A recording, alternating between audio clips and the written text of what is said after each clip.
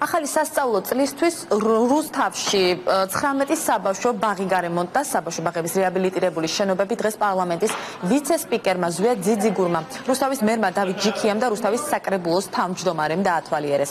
სარეაბილიტაციო სამუშაოები ქალაქის ბიუჯეტს 878.465 ლარი დაუჯდა, რის შედეგადაც წელს რუსთავის ბაღების გაერთიანება გასულ წელთან შედარებით 1040-ით მეტი ბენეფიციარის მიღებას შეძლებს.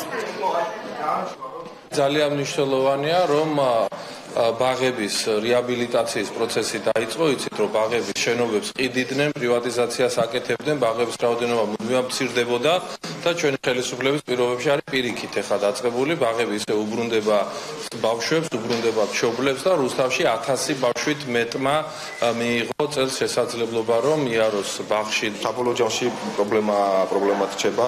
აქ ერთადერთი ვარიანტი არის უკვე დამატებით ვიფიქროთ იმაზე, რომ ან ახალი ბაღები აშენდეს, ან არის რა გამოუძებენ კიდე რამოდენიმე ჯგუფში გარემონტება შეიძლება.